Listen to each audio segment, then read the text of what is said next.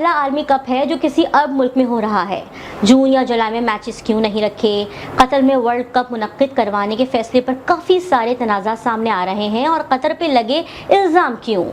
World cup की तारीख का ये सबसे बड़ा और सबसे महंगा इवेंट है। तो चलें दुनिया जहां में तलाश करते हैं इन सवालों के जवाबात। मैं हूं सुमैया खुर्शीद, आप देख रहे हैं दुनिया जहां। फुटबॉल का 22वें आलमी कप का मेला सज गया है। कतर में रवां नवंबर दिसंबर होने वाला फुटबॉल वर्ल्ड कप वो पहला वर्ल्ड कप होगा जो मशरिक़ वुस्ता में हो रहा है और पहली मर्तबा इसे साल के इन महीनों में मुनक्किद किया जा रहा है। वर्ल्ड कप मुकाबले 21 नवंबर से 18 दिसंबर के दरमियान मुनक्किद हुए हैं, जब कतर में दर्जा हरारत तकरीबन 25 डिग्री सेंटीग्रेड तक रहता है।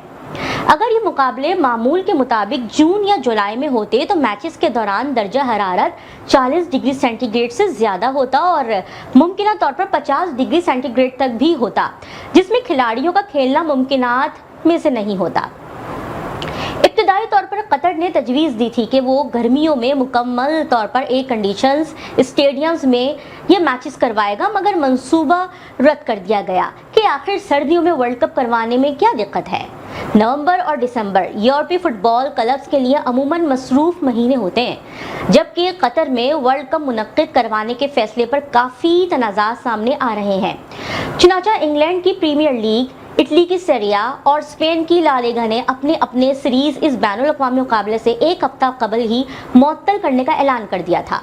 अब सवाल जहन में आता है कि बिलाखिर कतर को वर्ल्ड कप के लिए क्यों चुना गया, कि जहां ना तो फुटबॉल का ज़्यादा क्रेज़ है और ना ही वसी ग्राउंड्स हैं, हत्ता कि बहुत ज़्यादा फैसिलिटीज़ भी नहीं। तो जनाब सन 2010 में कतर ने फीफा के 22 एग्जीक्यूटिव अरकान के दरमियान होने वाली बैल्टिंग जीत कर वर्ल्ड कप की मेज़बानी के हुकूक जीते थे।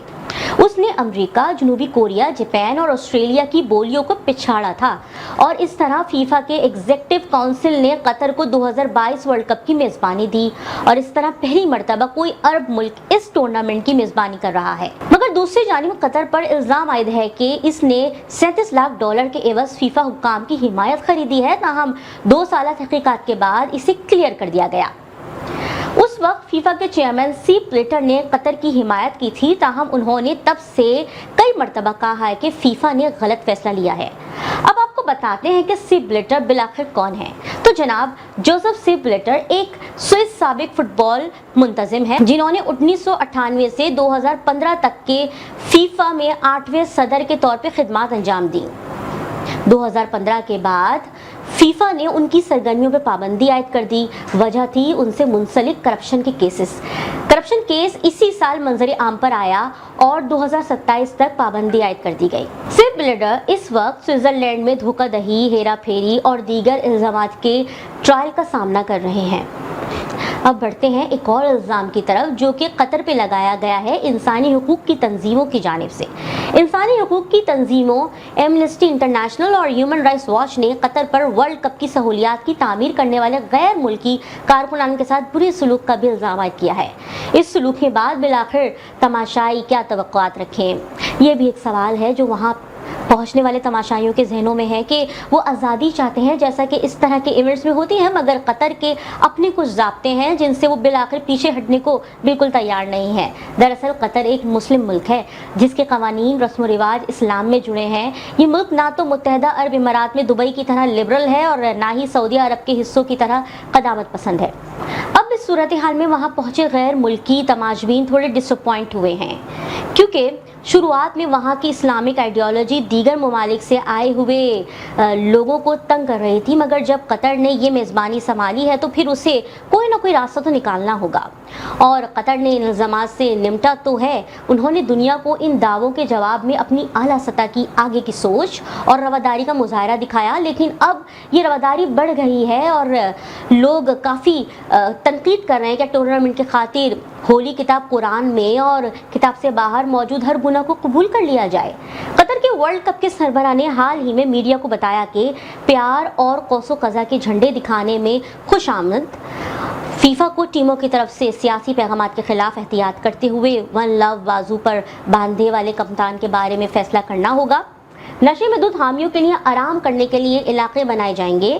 اب سوشل میڈیا پہ ایک نئی بحث چھڑ گئی ہے کہ کیا کسی مسلم ملک میں اس طرح کے واقعات کا رونما ہونا ایک عام مسلمان کے ایمان اور فطرت پر ضرب نہیں لگاتا؟